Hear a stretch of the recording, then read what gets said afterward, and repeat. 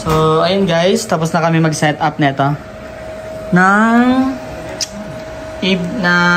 DXRT guys na may 1, 2, 3, 4 na battery. With ATS tayo guys.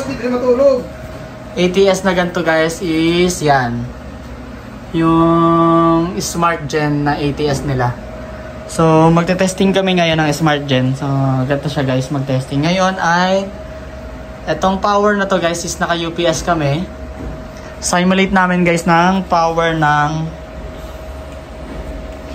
emergency power tayo. So, battery mode ko, testing ko ng UPS battery mode para makita lang natin na working sa UPS ko. Ayan siya. Yan, UPS battery mode. May load akong 12% guys. Yan, 12% yung aking load naka-battery mode. I-on ko na. On. So, ayan. So, ayun guys, habang kinokontak yung aming wait natin. Ayan. Mag-testing kami nito guys. Kung paano siya nag-work. Papatayin ko ang UPS. Tingnan natin kung gagana tong ATS nila. Si Sir Paulo na lang kaya. Patulong si Paulo. Para testing natin kung parang patayin natin. Kung mag-transfer o transfer. Testing natin sir. Oh, sige, pwede. Patayin ko na tong UPS ko. Oh, pwede. Para makita natin. So, gayon guys, simulate kami ng testing ng UPS. Papatayin ko. Tingnan natin kung mag-emergency power si ATS guys. Ang brand ng ATS ko is Smart Gen. So, maganda guys yung Smart Gen na ATS nya. Oh, nakalock mo na to sir? O, matigas talaga? Matigas talaga to. Bukas pala. Hindi pala nakabukas pa pala guys. So, ayan yung setup ng loob natin. Ito siya, paano nag-work yung ATS na to.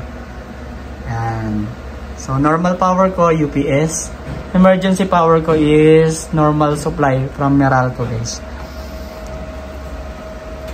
Ay, tatanong ko kay Sir Paulo kung magsasimulate tayo. Kung paano siya.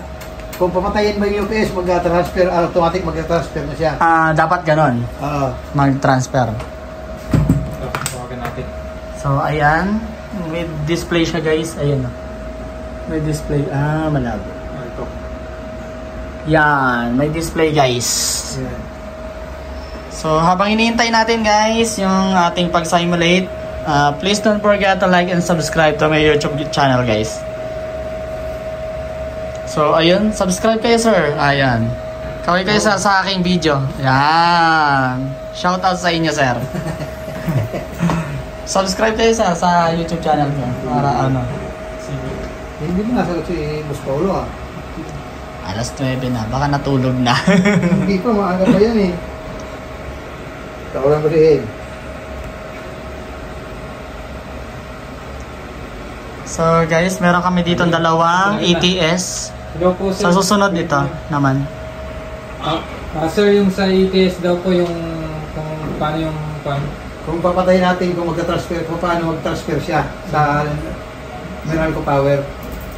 Pag pinatay siya, automatic ba to? Mag-transfer siya? Sige sir, testing namin sir, patayin namin yung UPS. Sige sir, papatayin natin yung UPS. Sige, testingin muna natin. Okay po, testing natin guys. Meron tayong load na 12%. So, ayan siya. Off ng UPS. Halika nga muna. Okay, patayin mo na ang breaker ng UPS sa likod. So, ayan guys, tingnan natin kung mag-emergency. Ayun. Waiting tayo guys, buhay pa ang aking UPS. Waiting tayo kung mag-emergency. So, ayun guys, nag-transfer na. Nakaskiting na to sir sa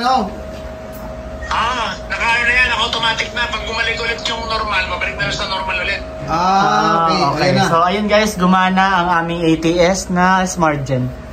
So, gumana siya guys sa emergency power, which is yung ating Meralco. Okay. Meralco side. Okay na, sir. Okay. So, ayun, i-on namin ulit tong UPS guys. Ayun na, nagpabalik na siya. Apo. So, ayan guys. So, ayan o, namatay na yung ating ATS, yung breaker ng output breaker ng UPS ko. Nag-on yung bypass breaker ko. So, ayun siya. Nag-transfer sa loob na yung breaker, no? Oo, transfer. Okay. Sige, i-testin nyo ulit, sir, yung babalik ng normal. Apo. Ayun, sir. So, nagpa-on ng breaker sa likod ng UPS. Eto sir, babalik natin ng normal.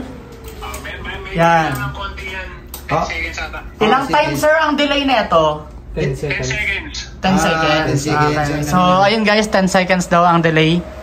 Yung transfer time niya between Ayun. emergency to normal. Okay, sir. Ayun. Okay, sir. Thank you. Okay. So, ayun guys, na-testing na natin.